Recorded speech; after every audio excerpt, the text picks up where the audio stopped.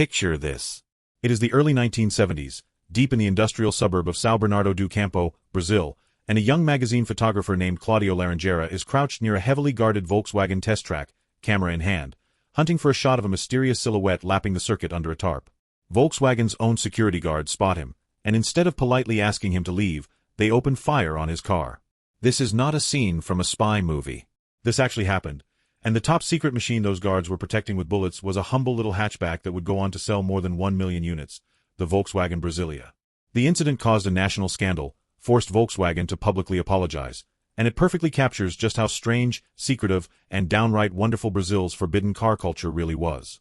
Here is the thing you need to understand before we go any further. In April of 1976, in the middle of the global oil crisis, Brazil's military government signed Decree Law 1455, quietly adding finished automobiles to the country's official list of banned imports. Overnight, foreign cars vanished from Brazilian showrooms completely. That protectionist wall stood for nearly 14 years, until President Fernando Collor de Mello tore it down on the 9th of May, 1990, famously telling Brazilians their homegrown cars were basically ox carts. But here is the beautiful irony.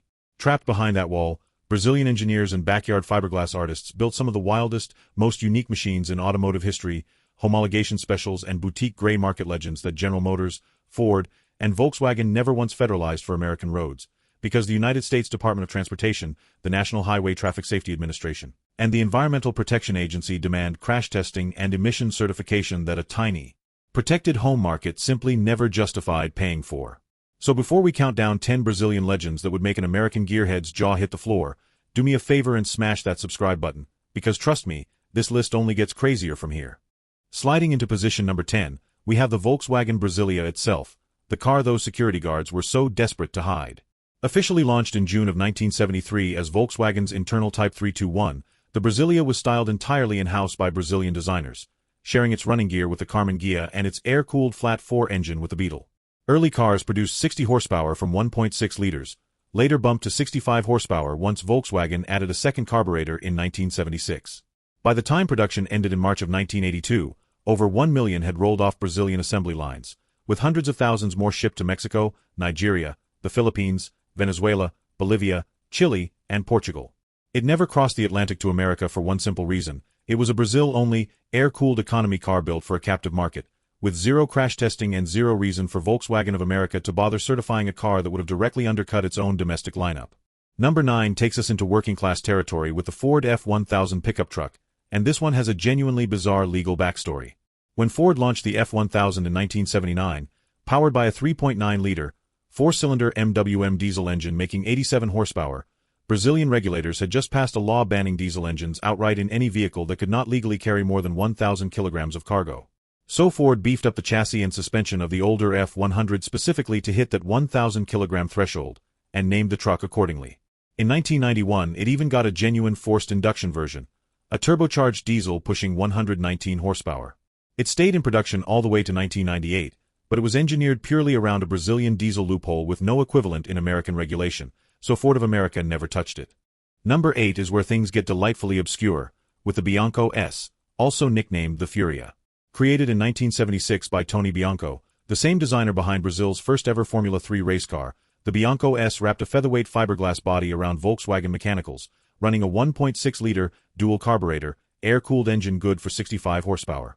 At its debut at the São Paulo Auto Show, Bianco took 180 orders before the first customer car even left the factory. It looked like a shrunken European exotic, but with a top speed of about 146 km per hour and a 0 to 100 km per hour time north of 17 seconds, it was all style and very little substance under the hood. It never saw America because Bianco built roughly 20 cars a month by hand out of a small workshop in Diadema, nowhere near the volume needed to justify federal motor vehicle safety standard compliance. Number 7 brings us to a car that stole its name directly from an Italian supercar, the Miura, born in Porto Alegre in 1976, the brainchild of upholstery and auto trim manufacturers Aldo Besson and Italmar Gobi. Yes, they genuinely named their sports car after the Lamborghini Miura, even though the low, wedge-shaped fiberglass body was actually closer in inspiration to the Lamborghini Arauco, and underneath sat nothing more exotic than Volkswagen Brasilia mechanics, including a 1.6-liter dual carburetor engine. Despite the humble underpinnings, Miura pushed real innovation, becoming the first Brazilian carmaker to offer anti-lock brakes, in 1990, on its top sport model. Around 3,500 were built across 15 years before the factory closed in 1992, another casualty of Brazil's newly reopened import market. It never needed to worry about America, because it was built entirely around domestically sourced Volkswagen parts that America never saw either. Number 6 is the closest thing Brazil ever had to a Mercedes-Benz coupe, the Santa Matilda SM 4.1. Built starting in 1978 by a former railway car manufacturer in Três Rios, Rio de Janeiro, this fiberglass-bodied 2+2 grabbed its entire drivetrain from the Chevrolet Opala, including a 4.1-liter inline-six that eventually produced 171 horsepower, with a turbocharged, forced induction 2.5-liter four-cylinder offered as an option later on. For years it stood as one of the single most expensive cars money could buy in Brazil, with leather everywhere and build quality that embarrassed cheaper Brazilian iron. Fewer than 1,000 were ever produced across nearly 20 years, and because it was hand-assembled by a boutique manufacturer using components General Motors do Brazil never certified for export, it stayed a strictly domestic secret. Number 5 speeds things up considerably with the Volkswagen GOL GTI, the car that dragged Brazilian performance culture into the modern era.